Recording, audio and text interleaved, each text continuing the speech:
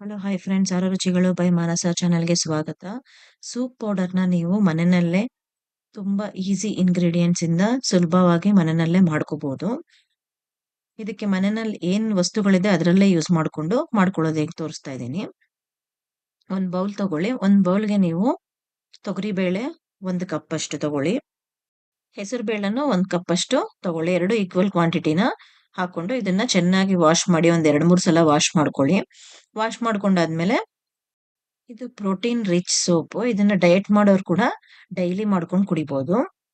ನೋಡಿ, ಇವಾಗ ಇದೆಲ್ಲ ಚೆನ್ನಾಗಿ ತೊಳ್ಕೊಂಡು ಇವಾಗ ಒಂದು ಬಟ್ಟೆ ತಗೊಂಡು ಅದರ ಮೇಲೆ ಒಣಗಿಸ್ಕೊಳ್ಳಿ. ಎಲ್ಲಾನು ಫುಲ್ ಫ್ಯಾನ್ ಕೆಳಗಡೆ ಇಟ್ಬಿಟ್ಟು ಫುಲ್ ಡ್ರೈ ಆಗೋ ತನಕ ಒಂಚೂರು ನೀರು ಇರ್ಬದೇ ಇದ್ದಂಗೆ ಡ್ರೈ ಮಾಡ್ಕೊಳ್ಳಿ. ಇದೆಲ್ಲ ಚೆನ್ನಾಗಿ ಡ್ರೈ ಆದ್ಮೇಲೆ ಇದನ್ನ ಡ್ರೈ ರೋಸ್ಟ್ ಮಾಡ್ಕೊಳ್ಳೋಣ. ಆಯಿಲ್ ಗೀಲ್ ಏನೋ ಹಾಕಕ್ ಹೋಗ್ಬೇಡಿ ಇದಕ್ಕೆ. ಇವಾಗ ಇದೆಲ್ಲ ಚೆನ್ನಾಗಿ ಡ್ರೈ ಆಗಿದೆ ನೋಡಿ, ಈ ತರ ಫುಲ್ ಡ್ರೈ ಆಗಿರ್ಬೇಕು. ಇದನ್ನ ಫ್ರೈ ಮಾಡ್ಕೊಳ್ಳಿ. ಸ್ವಲ್ಪ ಮೀಡಿಯಂ ಫ್ಲೇಮ್ ಅಲ್ಲಿ ಇಟ್ಕೊಂಡು, ತುಂಬಾ ಹೈ ಫ್ಲೇಮ್ ಬೇಡ, ಮೀಡಿಯಂ ಫ್ಲೇಮ್ ಅಲ್ಲಿ ಇಟ್ಕೊಂಡು ಚೆನ್ನಾಗಿ ಫ್ರೈ ಮಾಡ್ಕೊಳ್ಳಿ. ಸ್ವಲ್ಪ ಕ್ರಿಸ್ಪಿಯಾಗಿ ಚೆನ್ನಾಗಿ ಬರೋ ತನಕ ಫ್ರೈ ಮಾಡ್ಕೊಳ್ಳಿ. ಅದನ್ನ ಚೆನ್ನಾಗಿ ಕಾಳೆಲ್ಲ ಫ್ರೈ ಆದ್ಮೇಲೆ 1.5 ಸ್ಪೂನ್ ಅಷ್ಟು ಪೆಪ್ಪರ್, 1 ಸ್ಪೂನ್ ಅಷ್ಟು, ಒಂದು ಚಿಕ್ಕ ಸ್ಪೂನಲ್ಲಿ ಹಾಕೊಳ್ಳಿ. ಜಾಸ್ತಿ ಹಾಕೊಳಕ್ ಹೋಗ್ಬೇಡಿ, ಪೆಪ್ಪರ್ ಕಹಿ ಟೇಸ್ಟ್ ಬರುತ್ತೆ. 1 ಸ್ಪೂನ್ ಅಷ್ಟು ಜೀರಿಗೆ, ಮತ್ತೆ ಒಂದು 4-5 ಒಣಮೆಣಸಿನಕಾಯಿ ಹಾಕೊಂಡು, ಮತ್ತೆ ಬೆಳ್ಳುಳ್ಳಿನ ನಾನು ಸ್ವಲ್ಪ ಡ್ರೈ ಮಾಡಿ ಹಾಕೋತಾ ಇದ್ದೀನಿ, ಯಾಕೆಂದ್ರೆ ಪೌಡರ್ ಆಗಕ್ಕೆ ಸಲೀಸಾಗತ್ತೆ ಅಂತ. ಒಂದು ಉಂಡೆ ಬೆಳ್ಳುಳ್ಳಿನ ಸಿಪ್ಪೆ ಬಿಡಿಸಿ ಅದು ಸ್ವಲ್ಪ ಬಿಸಿಲಲ್ಲಾದ್ರೂ ಇಟ್ಕೋಬಹುದು. ಹಾಗೆ ಬೌಲಲ್ಲಿ ನೀವು ಇಟ್ರೆ ಆ ತರ ಸ್ವಲ್ಪ ಡ್ರೈ ಆಗುತ್ತೆ. ಆ ಡ್ರೈ ಆಗಿರೋದನ್ನ ಹಾಕಿ ರೋಸ್ಟ್ ಮಾಡ್ಕೊಳ್ಳಿ. ಅವಾಗ ಪೌಡರ್ ಆಗೋದಕ್ಕೆ ಸಲೀಸಾಗಿ ಪೌಡರ್ ಆಗತ್ತದು. ಇಲ್ಲಾಂದ್ರೆ ಸ್ವಲ್ಪ ಮುದ್ದೆ ತರ ಆಗೋಗುತ್ತೆ ಹಸಿ ಬೆಳ್ಳುಳ್ಳಿನೇ ಹಾಕಿದ್ರೆ. ಇವಾಗ ಚೆನ್ನಾಗಿ ಇದು ಫ್ರೈ ಆದ್ಮೇಲೆ ಎಲ್ಲ ಮಿಕ್ಸಿ ಜಾರ್ಗೆ ಹಾಕೊಳ್ಳಿ. ಮಿಕ್ಸಿ ಜಾರ್ಗೆ ಹಾಕೊಂಡು ಮೆಣಸು ಎಲ್ಲ ಫ್ರೈ ಮಾಡಿದ್ವಲ್ಲ ಎಲ್ಲನೂ ಮಿಕ್ಸಿ ಜಾರ್ಗೆ ಹಾಕೊಂಡು ಫೈನ್ ಆಗಿ ಪೌಡರ್ ಮಾಡ್ಕೊಳ್ಳಿ. ತುಂಬಾ ನೈಸ್ ಆಗಿ ಪೌಡರ್ ಮಾಡ್ಕೊಳ್ಳಿ. ತರಿಯಾಗಿ, ತುಂಬಾ ಜಾಸ್ತಿ ತರಿ ಬೇಡ, ಸ್ವಲ್ಪ ನೈಸ್ ಆಗಿದ್ರೇನೆ ಚೆನ್ನಾಗಿರುತ್ತೆ. ಇದಕ್ಕೇನೆ 1 ಸ್ಪೂನ್ ಅಷ್ಟು ಉಪ್ಪು, ಮತ್ತೆ ಸ್ವಲ್ಪ 1/4 ಸ್ಪೂನ್ ಅಷ್ಟು ಅರಿಶಿನ ಕೂಡ ಹಾಕೋತಾ ಇದ್ದೀನಿ.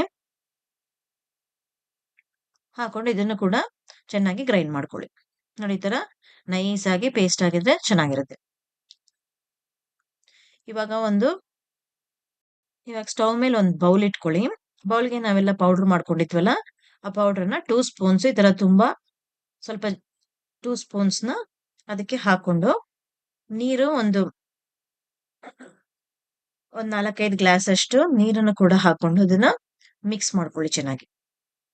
ನಿಮ್ಗೆ ಎಷ್ಟು ಜನ ಸೂಪ್ ಕುಡಿಬೇಕು ಅಂತಿದ್ದಾರೆ ನೀವು ಅಷ್ಟು ಸ್ಪೂನ್ ಹಾಕೊಂಡು, ಚಿಕ್ಕ ಸ್ಪೂನಲ್ಲಿ ಕಡಿಮೆ ಜನ ಇದ್ರೆ ಚಿಕ್ಕ ಸ್ಪೂನಲ್ಲಿ ಹಾಕೊಳ್ಳಿ, ಜಾಸ್ತಿ ಜನ ಇದ್ರೆ ದೊಡ್ಡ ಸ್ಪೂನಲ್ಲಿ ಹಾಕೊಂಡು ನೀವು ನೋಡಿ ಈ ತರ ಚೆನ್ನಾಗಿ ಮಿಕ್ಸ್ ಮಾಡಿ ಯೂಸ್ ಮಾಡ್ಕೊಳ್ಳಿ.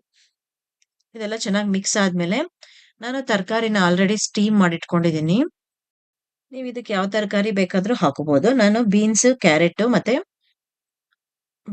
ಹಸಿ ಬಟಾಣಿನ ಸ್ಟೀಮ್ ಮಾಡಿ ಹಾಕ್ತಾ ಇದ್ದೀನಿ. ಸ್ಟೀಮ್ ಮಾಡ್ಕೊಂಡು ನೀವು ಬೇಕಾದ್ರೆ ನೀರಲ್ಲಿ ಕೂಡ ಬೇಯಿಸ್ಕೊಂಡು ಆ ನೀರ್ ಸಮೇತನ ನೀವು ಇದಕ್ಕೆ ಸೂಪ್ಗೆ ಹಾಕೋಬಹುದು.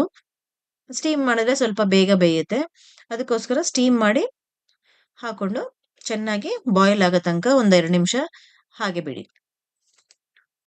ಇದು ಇಂಡಿಯನ್ ಸೂಪ್ ರೆಸಿಪಿ. ಎಲ್ಲರೂ ಮನೆಯಲ್ಲಿ ಟ್ರೈ ಮಾಡಿ ಕಮೆಂಟ್ ಬಾಕ್ಸ್ ಅಲ್ಲಿ ಕಮೆಂಟ್ ಹಾಕಿ, ನಿಮ್ ಫ್ರೆಂಡ್ಸ್ ರಿಲೇಟಿವ್ಸ್ಗೂ ಕೂಡ ಶೇರ್ ಮಾಡಿ. ನೋಡಿ, ಈ ತರ ಎಲ್ಲ ವೆಜಿಟೇಬಲ್ಸ್ ನ ಮಿಕ್ಸ್ ಮಾಡ್ಕೊಂಡು ನೀವು ಮೇಲ್ಗಡೆ ಬೇಕು ಅಂದ್ರೆ ಇನ್ನೊಂದ್ ಸ್ವಲ್ಪ ಟೇಸ್ಟ್ ನೋಡಿ ಉಪ್ಪು ಮತ್ತೆ ಪೆಪ್ಪರ್ನ ಹಾಕೋಬಹುದು, ಸಾಲ್ಟ್ನು. ಇನ್ನೊಂದ್ ಸ್ವಲ್ಪ ಸ್ಪೈಸಿನೆಸ್ ಬೇಕು, ಅದಕ್ಕೋಸ್ಕರ ಇನ್ನೊಂದ್ ಸ್ವಲ್ಪ ಪೆಪ್ಪರ್ನ ಹಾಕಿ ಆಡ್ ಮಾಡ್ತಾ ಇದ್ದೀನಿ. ಸಾಲ್ಟ್ ಬೇಕು ಅಂದ್ರೆ ನೀವು ಮೇಲ್ಗಡೆ ಇನ್ನೊಂದ್ ಸ್ವಲ್ಪ ಸಾಲ್ಟ್ ಕೂಡ ಹಾಕೋಬಹುದು, ಪೌಡರ್ ಬೇಕು ಅಂದ್ರೂ ಹಾಕೋಬಹುದು. ನೋಡಿ, ಇವಾಗ ರೆಸಿಪಿ ಇನ್ನೇನಿದು ಸೂಪ್ ರೆಡಿ ಆಯ್ತು. ತುಂಬಾ ಸ್ಪೈಸಿ ಆಗಿ, ಇದು ವಿಂಟರ್ಗೂ ತುಂಬಾ ಚೆನ್ನಾಗಿರುತ್ತೆ, ಯಾಕೆಂದ್ರೆ ಪೆಪ್ಪರು ಜೀರಿಗೆ ಎಲ್ಲ ಹಾಕಿರ್ತೀವಲ್ಲ, ಅದಕ್ಕೋಸ್ಕರ ವಿಂಟರ್ಗೂ ಮತ್ತೆ ಥ್ರೋಟ್ ಏನಾದ್ರು ಇನ್ಫೆಕ್ಷನ್ ಇದ್ರೆ, ಇಲ್ಲ ಅಂದ್ರೆ ಕಾಫ್ ಇದ್ರೆ ಅಂತವ್ರಿಗೂ ಈ ಸೂಪ್ ತುಂಬಾ ಒಳ್ಳೇದು. ಈ ಸೂಪ್ ಪೌಡರ್ನ ನೀವು 1 ತಿಂಗಳ ತನಕ ಮನೆಯಲ್ಲೇ ಹಾಗೆ ಇಟ್ಕೋಬಹುದು. 1 ತಿಂಗಳಾದ್ಮೇಲೆ ಮತ್ತೆ ನೀವು ಫ್ರೆಶ್ ಆಗಿ ಮಾಡ್ಕೋಬಹುದು.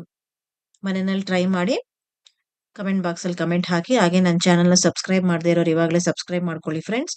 ಹಾಗೆ ಬೆಲ್ ಐಕಾನ್ ಕೂಡ ಪ್ರೆಸ್ ಮಾಡಿ, ನಾನು ಹೊಸ ರೆಸಿಪಿಗಳ ನೋಟಿಫಿಕೇಶನ್ ನಿಮಗೆ ಬರುತ್ತೆ. Thank you friends.